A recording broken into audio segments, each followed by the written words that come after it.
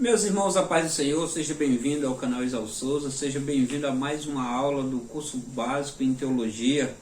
Nós estamos falando aí sobre hermenêutica e homilética, né? Nós estamos estudando esse livro do Citadele, que é Hermenêutica e Homilética. Esse livro aqui, ó. Olha, é um livro, eu considero, Isaú, um estudante da Palavra de Deus, eu considero um dos temas mais importantes para todos aqueles que dedicam as coisas de Deus, a hermenêutica e a homilética. Mas antes de iniciarmos aí a nossa aula, eu gostaria de iniciar aí como sempre começo as nossas aulas, com uma oração, depois com uma leitura de um texto bíblico aí para começarmos bem. Oramos ao Senhor, curva sua cabeça, ou feche seus olhos, ou da forma que você estiver, se você não puder, ora juntamente conosco aí. Amado Deus e soberano Pai, somos gratos ao Senhor por mais essa oportunidade, pelo Senhor nos conceder o privilégio de estudarmos e aprender a Tua Palavra. Que essa aula venha encontrar guarida nos corações, que venha somar nos corações dos nossos telespectadores, das pessoas que estão assistindo essa aula. Se estão assistindo essa aula, Senhor, é porque tem desejo de conhecimento, tem desejo de crescimento. E a Tua Palavra nos orienta, nos alerta, nos ensina que quem tem falta de sabedoria, quem tem falta de conhecimento, peça ao Senhor que a todos dá e não lança no rosto, e não joga na cara que deu sabedoria. É o Senhor que faz isso, é o Senhor que nos dá sabedoria. Senhor, enche essa vida que está assistindo essa aula de sabedoria, e que venha saber transmitir, meu Deus, tudo que realmente a Tua Palavra diz, tudo que a Tua Palavra quer dizer no certo, no correto, sem aplicar achismo. Deus, confiando na Tua onipresença, na Tua onipotência, confiando que o Senhor está presente no nosso meio, que o Senhor está aqui, juntamente comigo que vai estar lecionando essa aula, e juntamente com essa pessoa que está assistindo essa aula agora. Eu te agradeço em nome do Filho amado que o Senhor nos deu de presente, para que através dele nós vivêssemos, nós pudéssemos ter o direito de vida eterna. Em nome de Jesus Cristo eu te agradeço. Amém. Então, meus irmãos, como eu estava dizendo para os irmãos, eu sou Isaú, e vamos hoje aplicar aí o conteúdo aí de hermenêutica e homilética. Um conteúdo muito importante. Você que tem qualquer cargo na igreja, você que não tenha também, você tem que estudar, mas você que deseja exercer qualquer cargo na igreja, você precisa estudar a hermenêutica, a homilética, entender o que é exegese, exegeses. Então tudo isso você tem que ter em mente. Né? Para início de conversa, vamos ler um texto bíblico que se encontra, é muito utilizado aí para quem vai aplicar lições aí de hermenêutica. Lembrando que nós já estudamos aí algumas aulas, né? Tem aí esse conteúdo, nós vamos estar estudando aí a introdução ao estudo da hermenêutica, né? Que é a arte de interpretar. Depois nós vamos estar continuando aí com a hermenêutica na prática, né? Algumas atividades. Nessa primeira aula aí, ela já está aí na playlist, vocês procuram para ler. Vocês vão ver algumas figuras de linguagem, que todas se encontram na Bíblia. As figuras de linguagem, você estudando aí, o português, o LPL, aí você vai ver muitas figuras de linguagem. E essas figuras também, algumas figuras é encontrada na Bíblia. Muitas delas é encontrada na Bíblia. Então é importante que você leia, você estuda a aula anterior para você compreender melhor essa, que essa aqui é uma continuação da primeira aula de hermenêutica. Então a aula de hoje que nós vamos aplicar a hermenêutica na prática, né? Nós vamos dizer o que é hermenêutica na prática. Aí vai ter, posterior, vai ter a aula 3, que é métodos de estudo da Bíblia. A aula 4, introdução ao estudo de homilética, nós vamos aprender o que é homilética, né? E a arte de falar. E por fim, a quinta aula, nós vamos ver a estrutura de um sermão. Você vai aprender a como preparar um sermão. Todas essas aulas vão estar disponíveis aqui no nosso canal. Assista para você fazer as coisas de Deus com perfeição, para você fazer com sabedoria. Nessas aulas você vai aprender o que você pode, o que você não pode fazer na hora que você está com o microfone na mão ou na hora que você está falando com o público. Alguns jargões você tem que deixar de lado, alguns costumes ruins você tem que deixar de lado. Então você tem que ir ali concentrar no texto, concentrar ali na palavra de Deus, para que as pessoas não fiquem focadas naquele defeito que você tem. Às vezes você tem um gesto ali que você faz ele constantemente. Então tudo isso você tem que deixar de lado para não atrapalhar a concentração de quem está te ouvindo, do telespectador, da pessoa que está ali para receber a palavra. Não se concentrar em uma falha que você tem ali. Você é excessivo nisso aqui, você fala demais a mesma coisa. Então tudo isso nós vamos estar esclarecendo para vocês aqui. Então hoje a nossa aula é a aula 2, hermenêutica na prática. E para início, nós vamos ler um texto que encontra Atos dos Apóstolos. Acompanhe aí quem tem uma Bíblia. O capítulo é o 17, nós vamos ler do versículo 10 e o versículo 11. A epígrafe diz assim. A epígrafe é a parte de negrito, é a parte superior, ou seja, como é o título aí do que nós vamos ler, do tema. Algumas Bíblias vai ter, outras não. Geralmente as Bíblias de estudo vai ter aí uma epígrafe, tanto da Bíblia de estudo do autor, de quem aplicou o estudo ali, e a epígrafe original também. Algumas têm o original também, que nem sempre confere com a mesma epígrafe de quem editou aquela Bíblia ali de estudo, né? Quando eu falo editou a Bíblia, é assim, ela está explicando ali os versículos na parte de baixo da Bíblia ali, com suas interpretações, né? Então a gente tem que ficar atento a isso também. Atos dos Apóstolos, capítulo 17, versículo 10 diz assim, ó: Então logo ao cair da noite, a minha versão é um pouco atualizada, então possa ser que esteja um pouco diferente da sua aí. E diz assim o texto: Então logo ao cair da noite, os irmãos enviaram Paulo e Silas para Bereia. Chegando ali, dirigiram-se à sinagoga local, ou seja, procuraram a igreja. Chegando ali, logo procuraram a igreja. O anjo diz assim, ó: Os bereanos eram mais nobres do que os tessalonicenses, porquanto receberam a mensagem com vívido interesse e dedicaram-se ao estudo diário das Escrituras, com o propósito de avaliar se tudo correspondia à verdade. Então vou ficar com esses dois versículos. Nota-se que o texto vai falar literalmente do que a gente está tratando aqui.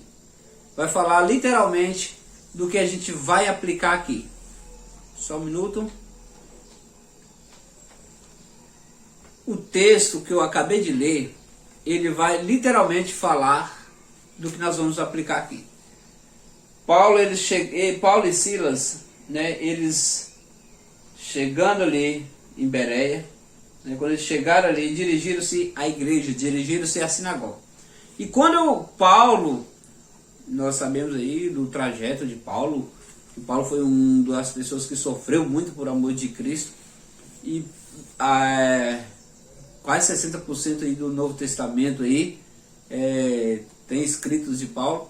Só que olha o que acontece, ele chega em uma igreja, chega lá nos bereanos, e ele vai aplicar a palavra, ele vai pregar. E o que os bereanos faziam? O versículo 11, olha o que diz: Os bereanos eram mais nobres do que os tessalonicenses, porquanto receberam a mensagem com vívido interesse. Olha, muito alegre em estar recebendo aquela palavra que estava sendo pregada. E dedicaram-se ao estudo diário das Escrituras, constantemente, todo dia estudando a palavra de Deus, com o propósito de avaliar se tudo correspondia na verdade. Tem algumas versões que é diferente, que vai dizer que se eles se conferissem, eles glorificavam, se não, não. E é isso que você precisa aprender. Você não pode sair aí glorificando tudo que você ouve. Você não pode sair por aí glorificando tudo que só porque o camarada pregou e falou assim, assim, assim. Nós temos que tomar cuidado com isso. Eu lembro que um professor meu estava contando uma vez, que uma vez ele chegou numa igreja, viu que a igreja, ele estava aplicando ali o ensino, e ele viu que a igreja não estava muito interessada no assunto que ele estava aplicando, e E teve uma hora que ele foi impulsionado pelo Espírito Santo até a fazer uma coisa para ver a reação dos irmãos. E ele começou a falar assim, eu vejo um homem de branco aí passando aí no meio da igreja. A igreja começou a alvoroçar e começou a dar glória, e começou a glorificar. Agora está passando no meio das irmãs, as irmãs também começou a glorificar e etc. E agora ele está passando no púlpito. E aí o púlpito também começou a animar.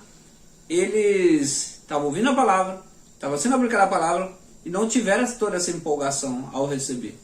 E aí quando ouviram essas coisas, eles começaram a glorificar ali, né, de alguma forma, de certa forma. Só que no final esse pregador ele vai dizer assim, esse homem que está passando ele é o diabo. Aí só viu, gente, está repreendido, misericórdia, tá, sai para lá, não, como é que pode? Então por que eu estou falando isso para os irmãos? Porque tem pessoas que é assim, porque ela vai pelo que ela ouve, ela gosta do barulho, ela gosta do movimento, ela não tem o costume de ouvir uma explicação que vai abrir a sua mente, que vai mostrar realmente o que o texto quer dizer. Nós temos que ter esse cuidado. E o texto com o qual eu li para vocês vai falar dos bereanos, né? Eles estudavam a palavra de Deus constantemente. Então o segredo para saber entre o certo e o errado, não precisa você focar no errado e estudar o errado, meditar no errado para saber, isso aqui é errado. Não, você tem que focar no certo. Você tem que estudar o que é certo, o correto, para você saber que quando vir qualquer coisa errada, você já vai dizer, não, isso não confere não, isso está errado. Então assim é a palavra de Deus. Outra coisa que diz no texto aqui é que os bereanos eram mais nobres do que os tessalonicenses. Não que os tessalonicenses não eram nobres, só que os bereanos eram muito mais nobres do que eles. Por que isso? Porque na hora ali, estava pregando ali, e os tessalonicenses estavam aqui, na Bíblia, meditando. Olha isso aí que ele falou, realmente confere com a Bíblia. Glória a Deus por isso. E é assim que nós temos que ser, irmãos. É assim que nós devemos caminhar. E a Bíblia, ela é análoga, a Bíblia interpreta a própria Bíblia. Eu não preciso de livros seculares para interpretar a Bíblia. É evidente que, como nós estamos falando de hermenêutica, nós precisamos entender o que é a cultura, ali, a forma que aquelas pessoas viviam, né? E para aplicarmos realmente o que o texto quer dizer, porque o texto ele foi aplicado por um povo de uma época, e a gente tem que voltar no tempo e entender qual era a forma de vida daquele tempo.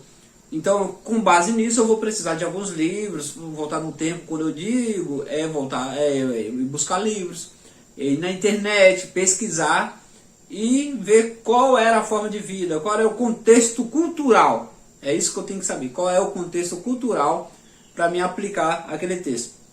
Então eu preciso voltar e ler com cuidado para não extrair coisa errada e ver, então realmente isso foi escrito porque era assim, assim e assim. Então foi isso que nós aprendemos na aula passada sobre o contexto cultural, que a gente tem que voltar no tempo, procurar saber para quem e por quê.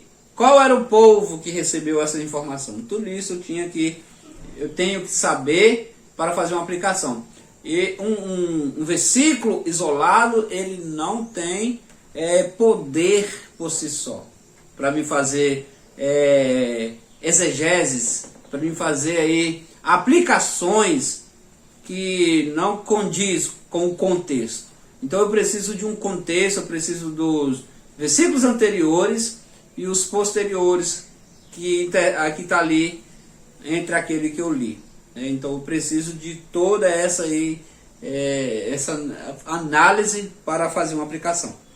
Com isso, os bereanos eram os crentes muito mais nobres. E nós precisamos ser crentes muito mais nobres, porque nós estamos vivendo uma geração onde eles conturbam, onde eles distorcem a real, a vívida, a eficaz palavra de Deus. Nós temos que tomar cuidado com isso, porque a Bíblia ela subsiste, a palavra de Deus subsiste, seca-se a erva, seca-se, as palavras caem, o homem falha, O mundo passa, mas a palavra de Deus, ela subsiste eternamente. Então nós temos que ter essa consciência, nós temos que ter o cuidado que a palavra de Deus, ela é antes de tudo. A palavra de Deus, ela antecede qualquer coisa. Porque no princípio era a palavra e a palavra era Deus. E a palavra é Deus. A palavra é Jesus Cristo. Então nós temos que ter todo esse cuidado. Todo esse cuidado. A Bíblia interpreta a própria Bíblia. Eu tenho que ter isso na mente. A regra de ouro da Bíblia é que a Bíblia interpreta a própria Bíblia. Ela vai me dar revelação do que o texto está dizendo. Ah, mas eu li o capítulo todo e não entendi nada. Então leia o livro ali, que você está em apreço ali. Ah, mas eu li e não entendi nada. Mas em algum lugar da Bíblia você vai encontrar a resposta para o que você está lendo. Inclusive eu tentei alguns vídeos aí explicando os versículos mais difíceis da Bíblia, os contextos que às vezes a pessoa encontra dificuldade.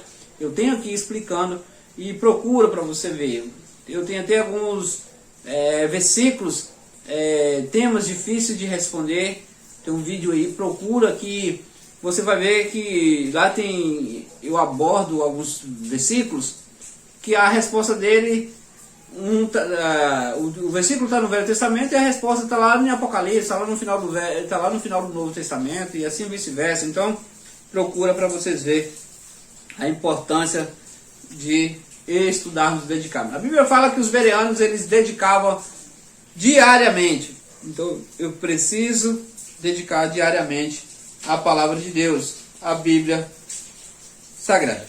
Entrando aí, nós já estamos em aulas, lembrando que essa é a introdução. Entrando aí precisamente no livro, que esse livro aqui, Hermenêutica Homilética, que nós vamos estar abordando agora, Hermenêutica na Prática. Já disse para vocês que a Bíblia interpreta a própria Bíblia. E nós vamos ver aí que na lição anterior nós vimos um contexto e uma análise, nós fizemos uma análise do contexto cultural, do histórico cultural, que isso é muito importante. Se você fizer isso, você vai ter a revelação correta da Bíblia. Como assim, Esaú? É voltar no tempo, é o que eu falei, você vai voltar no tempo e vai entender o porquê que foi escrito aquele texto.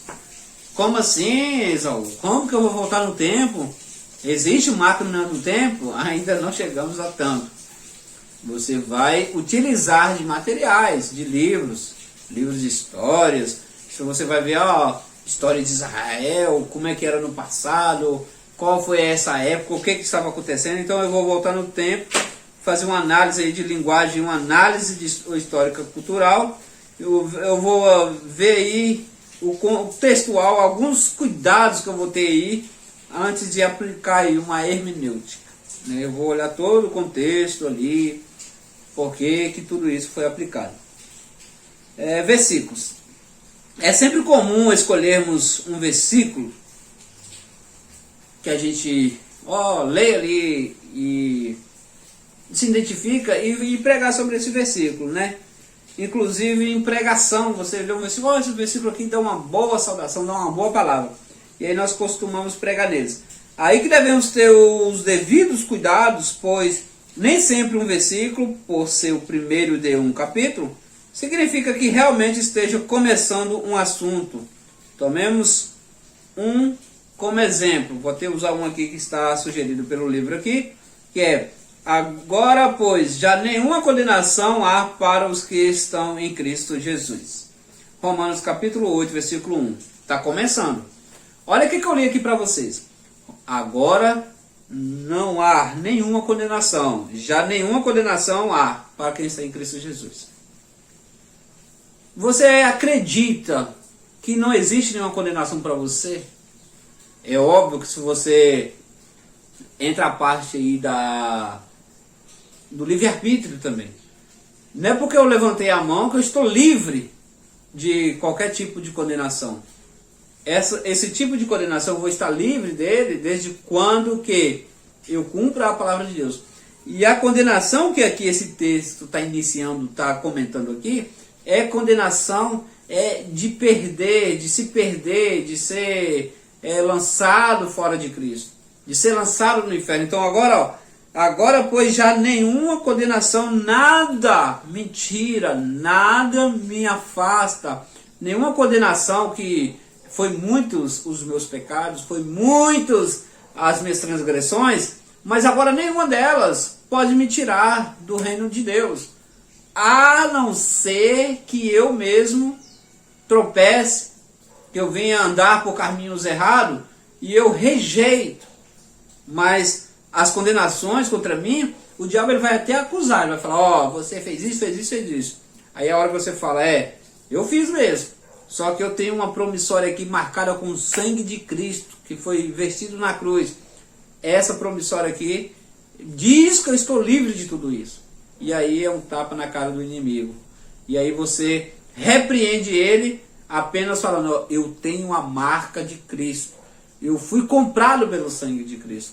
Aí sim, nenhuma condenação lá. Mas eu não posso pegar isso só porque eu levantei a mão, que eu me converti, pronto, não tem condenação nenhuma. Aí eu vou viver no pecado.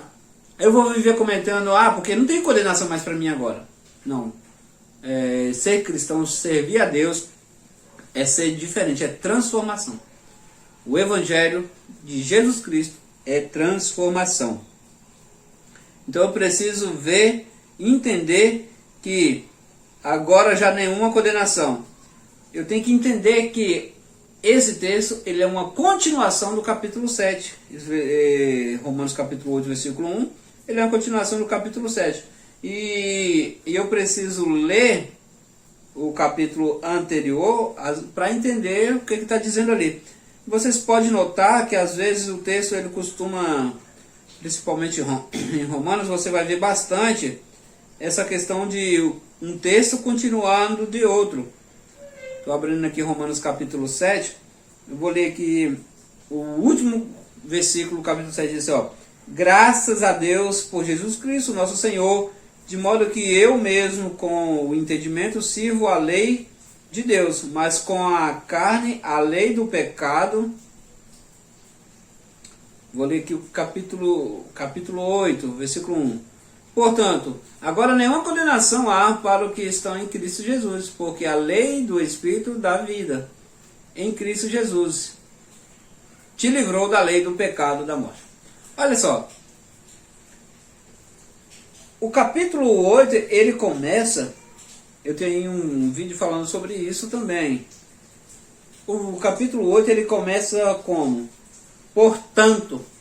Você entende que portanto, ele não é início de conversa.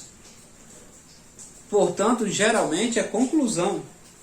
Você não começa, eu vou começar um texto aqui, eu vou começar a contar algo aqui para vocês, vou fazer uma aplicação aqui para vocês, e já vou começar, portanto. Não se inicia dessa forma. Você inicia o quê?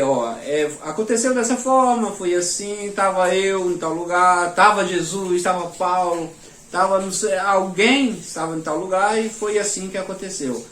E no decorrer da conversa vai falar assim, depois que fez tudo isso, agora, depois disso, você vai fazer dessa forma, portanto, ou seja, mas, aí vem o mas, esse portanto é o mesmo que mas, mais aplicação que você vai estar fazendo em cima do texto. No entanto, ao escolhermos um versículo como este citado, temos que entender que ele não está expressando toda a verdade que está dizendo, pois ele começa agora na Almeida Revista e Atualizada, ou portanto na revista Almeida Revista e Corrigida.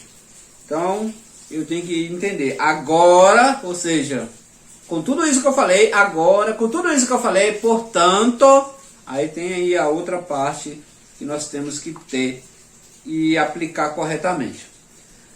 Vamos falar agora um pouco de contexto, que é o tópico 2.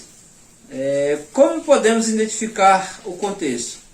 O contexto, ele é tudo aquilo que está antes e depois do versículo que eu li. Como já vimos, é todo o conteúdo que vem juntamente com o texto, dando o sentido completo do que foi escrito. Até citar alguns exemplos para os irmãos aqui, de Gênesis capítulo 6, que vai comentar lá sobre a questão, os filhos de Deus, né? Vou te dar uma olhada aqui juntamente com vocês. Vamos aí, Gênesis capítulo 6. Olha o que diz aí no início da introdução, ó.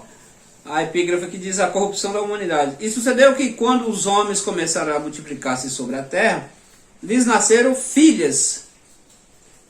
O versículo 2. Viram os filhos de Deus que as filhas dos homens eram formosas e tomaram para si mulheres e todas as que escolheram. Há quem diga, e eu já li até livro, né, de pessoas até renomadas, dizendo que esses filhos de Deus aqui é anjo, gente. Então eu preciso de todo um contexto, eu preciso entender, ler mais, para saber do que realmente isso diz. E se você aprofundar aqui no contexto, olha que eu vou ler isolado para vocês, ó. E viram os filhos de Deus que as filhas dos homens eram formosas e tomaram para si mulheres, ou seja, casaram-se com elas e tiveram filhos. Pronto, peguei um versículo isolado e agora eu vou aplicar para vocês.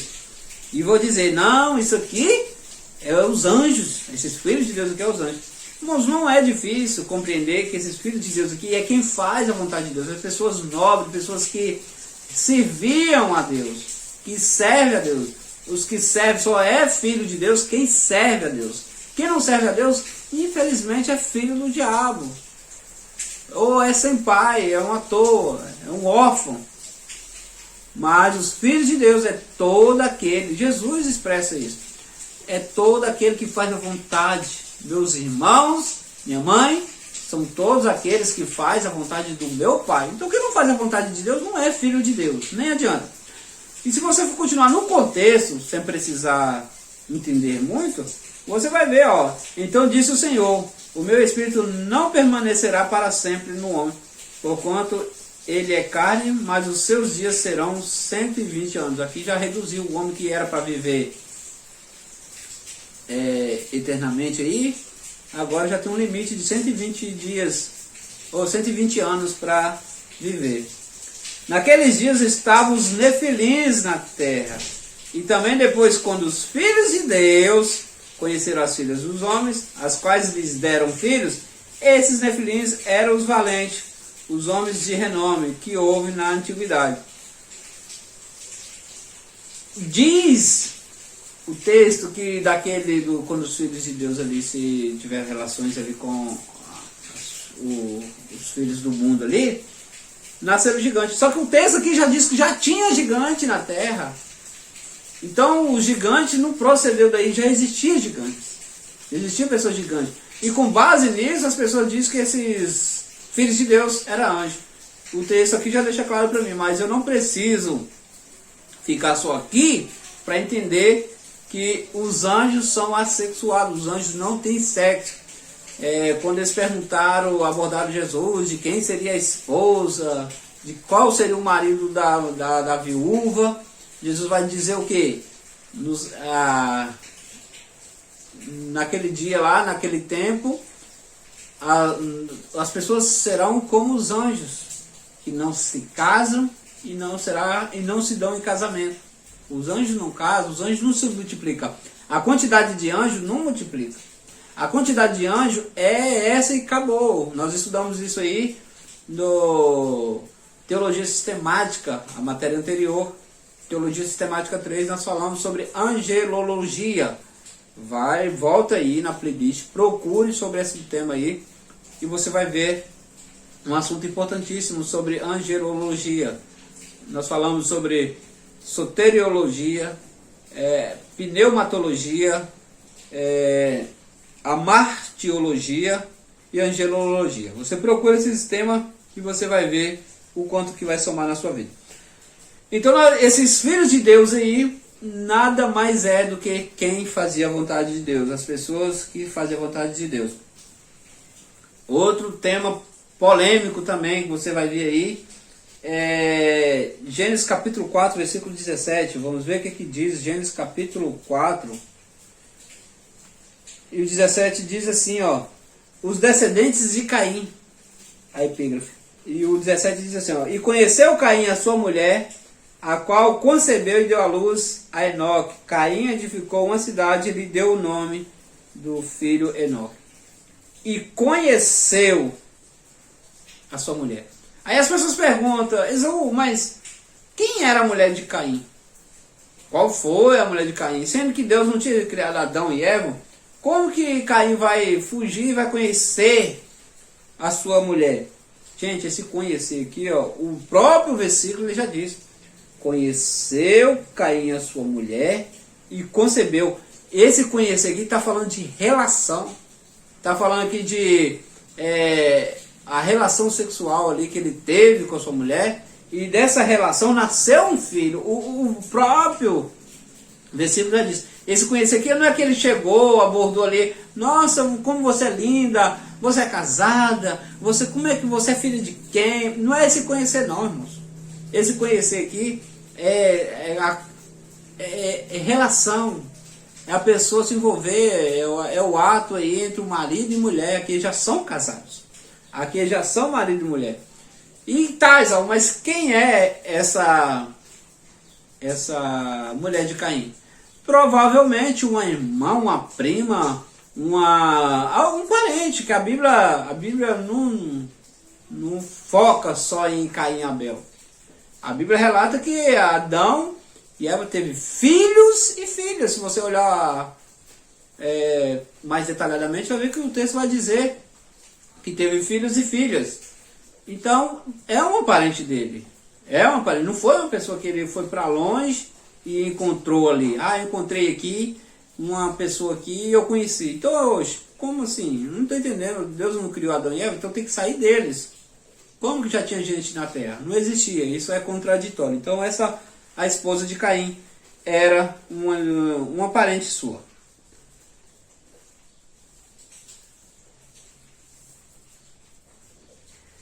Eu até falei para vocês aí sobre epígrafe, né? Geralmente você vê aí em itálico, é uma interpretação do autor e não uma inspiração divina. Aquelas informações no rodapé da Bíblia, aquelas informações da Bíblia de estudo, nós temos que ter em mente que aquelas informações ali é a interpretação do autor, de quem está ali interpretando cada versículo bíblico, e não é ali uma inspiração divina. Então nós temos que ter cuidado com as Bíblias de estudo para nós não afirmar literalmente uma coisa que nem sempre quer dizer aquilo. Ao retirar um versículo, corremos o risco, né, do meio de uma carta ou da Bíblia, corremos o risco de entender errado, e o que é pior é passar para os outros, supostamente, o que para nós é correto. Nós temos que tomar cuidado, irmãos, ao interpretar um versículo, antes de aplicar, porque se você fazer uma exegese errada, se você fazer uma aplicação errada, você está indo contra os princípios bíblicos, você está indo contra a palavra de Deus, porque a palavra de Deus diz que qualquer que aumentar ou diminuir qualquer ponto na Bíblia, qualquer vírgula, será acrescentado os castigos e será tirado as bênçãos que está proposta nesse livro. Então eu tenho que tomar cuidado, principalmente nós que somos leitores, nós que aplicamos, nós que temos aí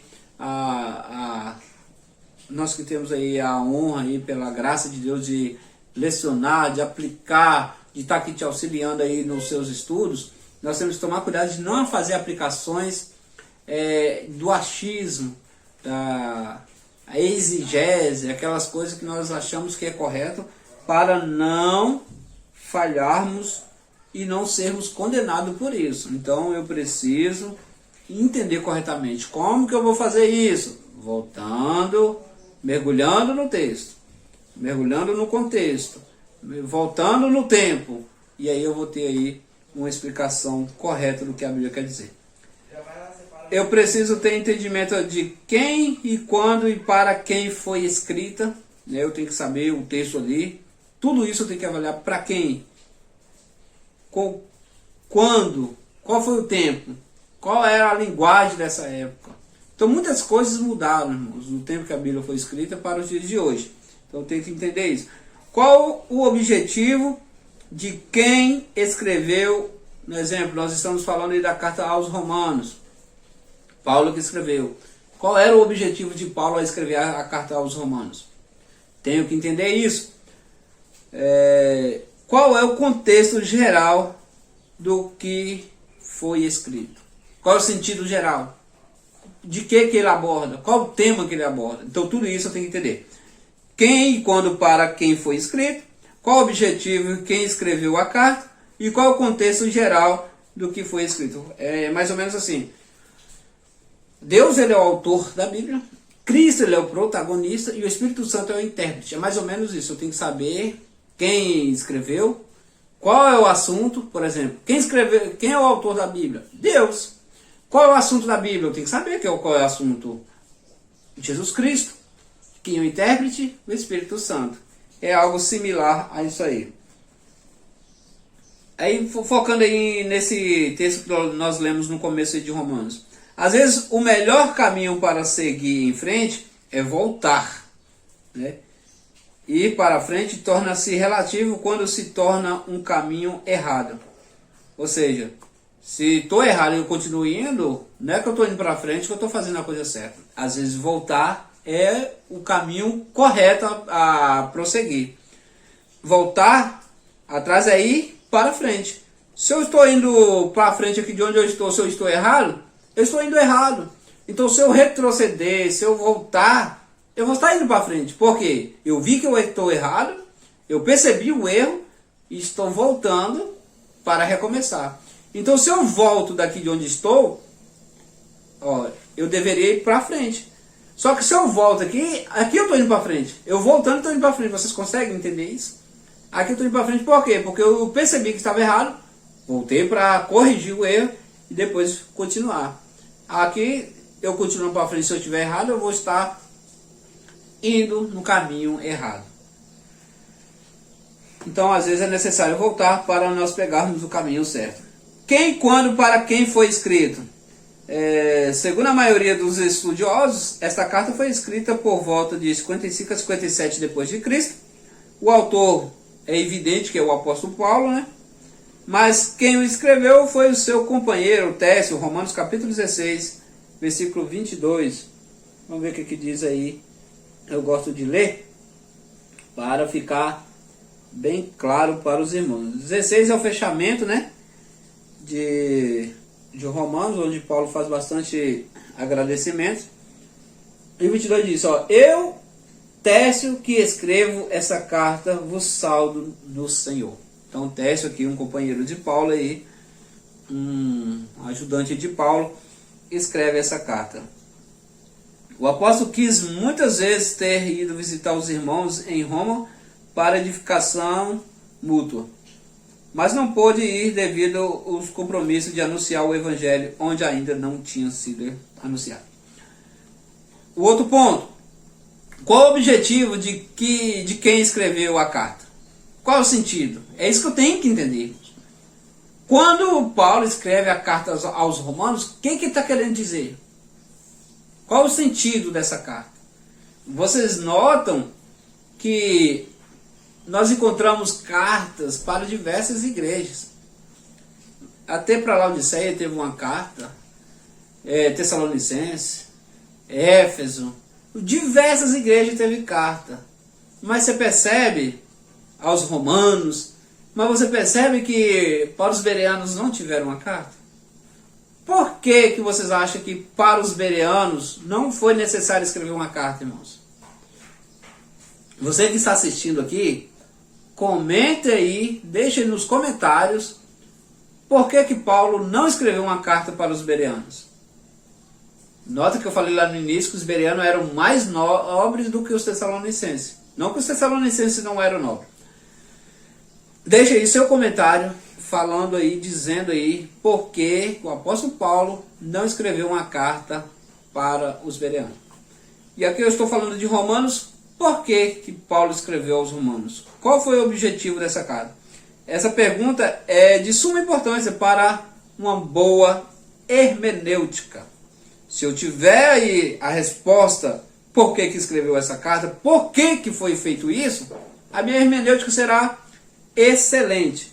Então vai me ajudar bastante. Vejamos pelo menos 2 objetivos do apóstolo ao escrever essa carta. Primeiro, corrigir as distorções do ensino a respeito da mensagem do Evangelho e da justificação do homem pela fé. E segundo, corrigir problemas relacionados entre judeus e gentios no tocante à justiça de Deus em Cristo.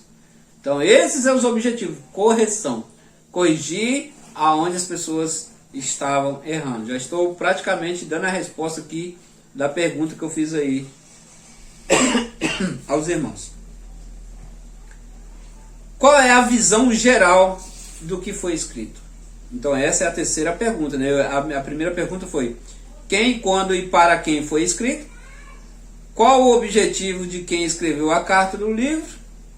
A carta ou o livro? E qual o contexto geral onde foi escrito? Agora toquei. Qual a visão geral do que foi escrito? Então a gente entende que a carta aos Romanos, ela fala de justiça e fé, a justificação pela fé. Como um excelente expositor, ele começou com agradecimento, depois anunciou o tema e falou da condenação dos judeus, dos gentios e de todos os homens. Agora ele começa a apresentar a solução. Mas agora se manifestou sem a lei a justiça de Deus, tendo o testemunho da lei dos profetas. Romanos capítulo 3, versículo 21. Ele vai falar da justificação pela fé. A justificação em Cristo pela fé. O autor conclui dizendo que o salário do pecado é a morte e o dom gratuito de Deus é a vida eterna por Cristo Jesus, nosso Senhor. Então, eu já falei isso no início da aula, que se eu sou uma nova criatura, a palavra já diz, se eu sou uma nova criatura, eu tenho que deixar os velhos hábitos, os velhos costumes, as velhas práticas. Se eu não deixo, então eu não sou uma nova criatura. Então tudo isso eu tenho que entender e compreender. Uma pergunta que ele mesmo provocou: que diremos, pois? É a lei pecado? De modo nenhum. E ele já responde: não é, a lei não é pecado. Mas eu não conhecia o pecado senão pela lei, porque eu não conhecia a concupiscência se a lei não dissesse: não cobiçarás. O que eu disse para vocês? No começo da aula eu falei que eu não preciso focar em temas falsos para saber que ele é falso. Eu preciso focar na verdade. Então qual foi o sentido da lei? Por que Deus aplicou a lei aos israelitas? Para que eles vissem quando que eles estão errando. É por isso que, com base nos estudos, eu cheguei a essa conclusão. Que a Bíblia, quanto mais você estuda, você vê o quanto que nós somos ignorantes. Quanto mais nós estudamos, nós percebemos o como que nós não sabemos de nada. Nós precisamos ter esse entendimento e a humildade para que possamos entender. Um bom hermeneuta, ele tem que ser uma pessoa humilde, ele tem que ser uma pessoa, um servo, ele tem que ser uma pessoa dedicada, né? O hermeneuta bom, ele vai dedicar as coisas de Deus. Fazendo isso, você vai ter o auxílio do Espírito Santo na hora de interpretar a palavra de Deus. Todos os homens necessitam do Evangelho. Cristo é a justiça divina, justificação e os seus efeitos. Isso aqui é os assuntos da carta de Paulo aos Romanos. Lembrando, irmãos, nós estamos focando aqui em Romanos, nós estamos falando de hermenêutica, mas Romanos é considerado um quinto evangelho do Novo Testamento, tá? A carta de Paulo aos Romanos é considerado também um evangelho. Explicação sobre possível mal-entendido sobre a justificação. Capítulo 6 de Romanos. Há quem diga aí que Paulo e Tiago se contradiziam, né? Porque um fala da justificação, que eu não preciso fazer nada para ser salvo, e já vem Tiago e fala que a fé sem obras ela é morta. Não é, se você me mostrar que tem fé sem obras, que eu te mostro a minha fé pelas obras. Mas se você estudar as duas cartas, você aprofundar, você vai ver que nenhum contradiz o outro. Todos dizem a mesma coisa. Um vai dizer que eu sozinho jamais teria, ou com as obras da minha, ou a força do braço, ou com obras feitas por mim, jamais eu conseguiria ser salvo. Mas a graça de Deus que é sobre mim, a graça redentora, me deu o direito de salvação. É isso que Paulo está falando. Paulo está falando que eu sou salvo não é pelas coisas que eu faço, não. É por aquilo que, pela bondade do Senhor, é a graça que quer dizer favor imerecido. Já Tiago vai dizer assim que a pessoa que é salva, ela mostra que é salva nas obras. Então, ou seja, se eu sou salvo, se eu for salvo pela graça, agora a palavra de Paulo, se eu sou salvo pela graça, eu vou mostrar isso na prática. Então é o que Tiago diz. Você mostra para mim a sua fé sem obras, que eu vou te mostrar a minha fé através de obras. Todo aquele que é salvo, ele trabalha, ele faz algo para Deus. Ele mostra a sua fé na prática. O testemunho, ele fala mais do que palavras. O seu testemunho, ele evangeliza mais do que palavras. Então, eu tenho que ter esse entendimento aí. Então, e nenhum contradiz o outro. Paulo e Tiago estão de completo acordo aí. A única forma de liberdade da lei, vai estar em Romanos também, a luta do homem na lei contra o pecado. Análise de Romanos capítulo 7, esse é o tópico 3. Vamos um pouquinho mais para frente. Nenhuma condenação há para quem estão em Cristo Jesus.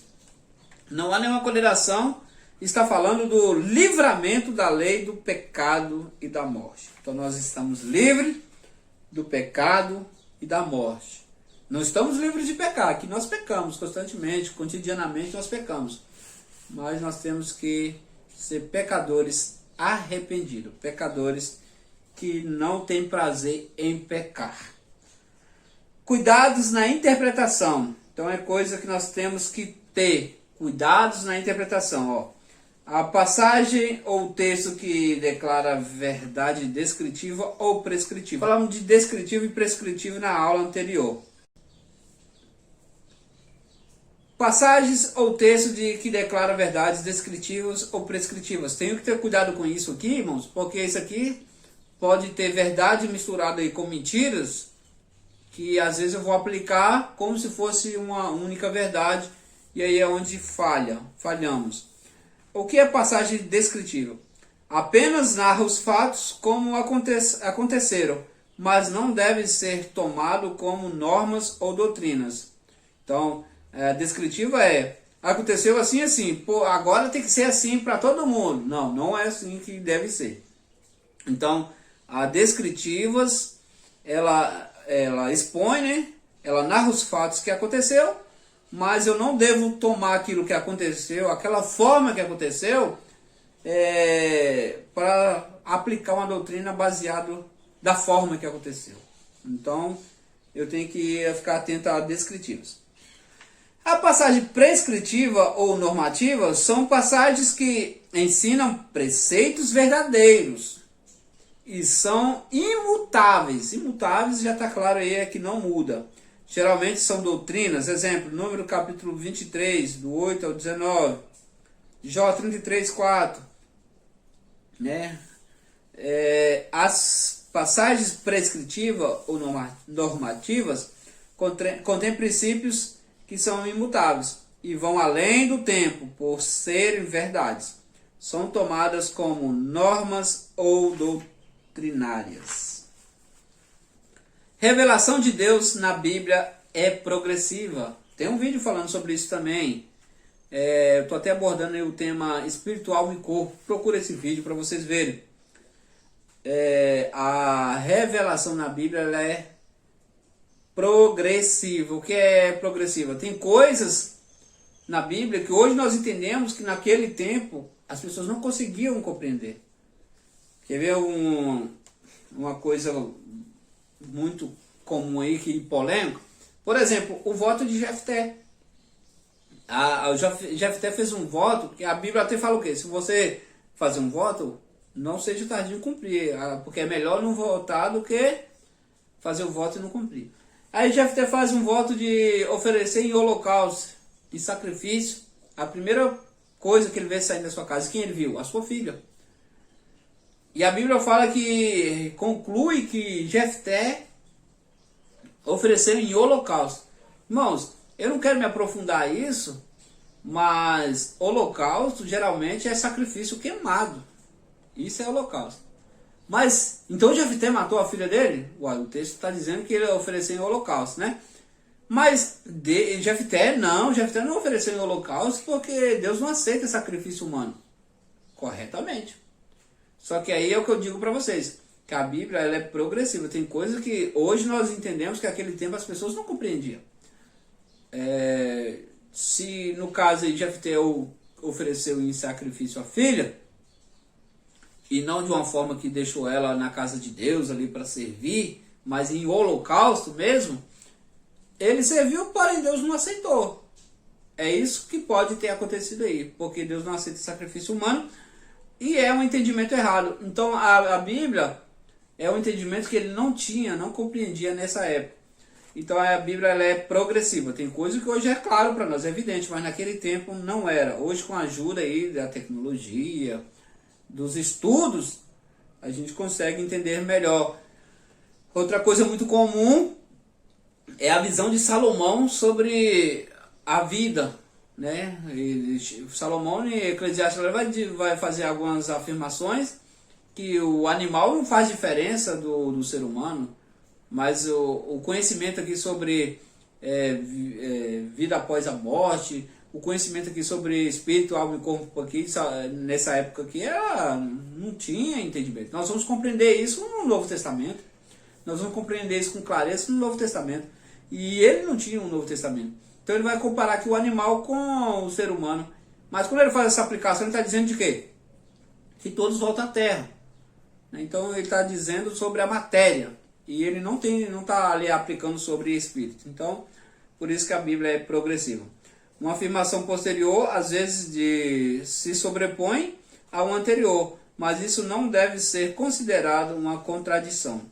Então eu tenho que procurar. Tem alguns assuntos na Bíblia que aparentemente parecem ser contraditórios, mas quando você dedica, quando você procura, você vê aí a resposta para o que está procurando. A palavra pode ter duplo sentido no mesmo texto. Quando faltava meia hora para terminar o jogo, o meio armador sofreu uma contusão tão forte que sua meia rasgou. Olha para vocês verem, né? Tipo um trava-língua. A palavra meia é usada em 3 sentidos diferentes. Então isso é importante, irmãos. A gente entender o sentido das palavras para fazer uma aplicação saudável.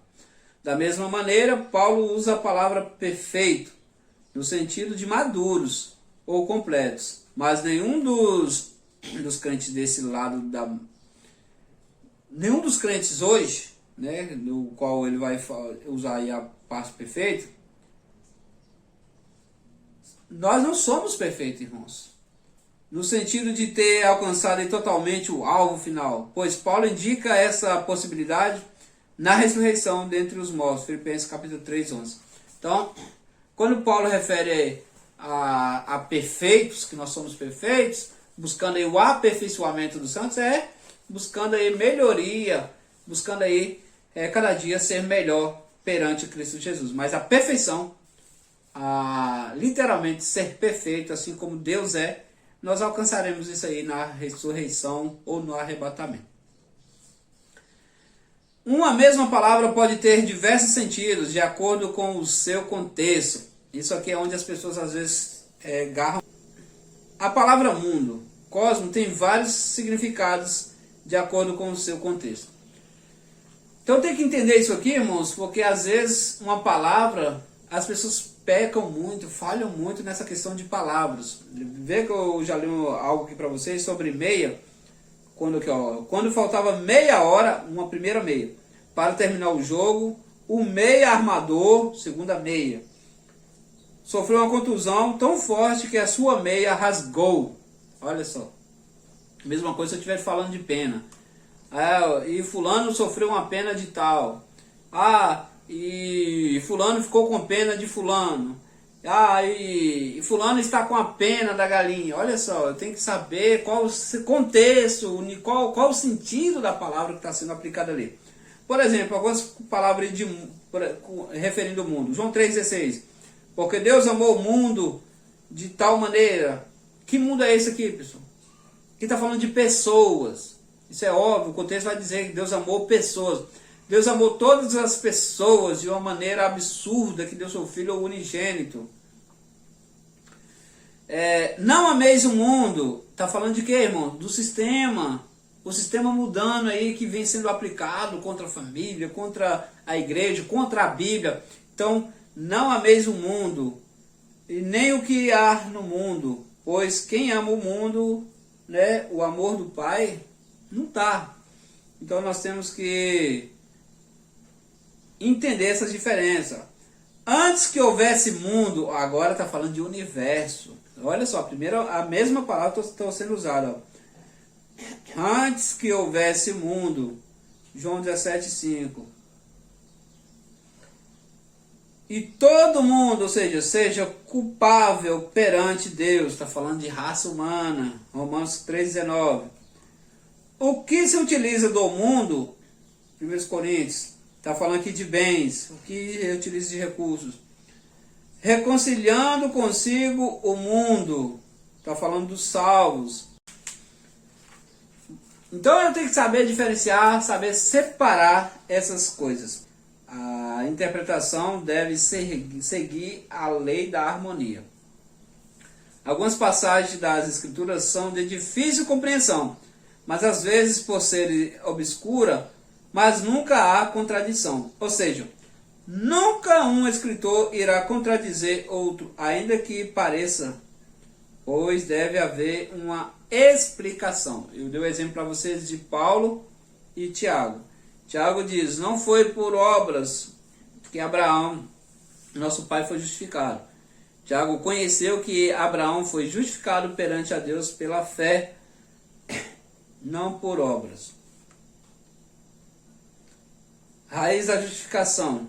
Tiago destaca o fruto, as obras. Paulo afirma que somos salvos pela graça, mediante a fé. Então, ou seja, todos vão bater na mesma tecla. Uma coisa complementa a outra.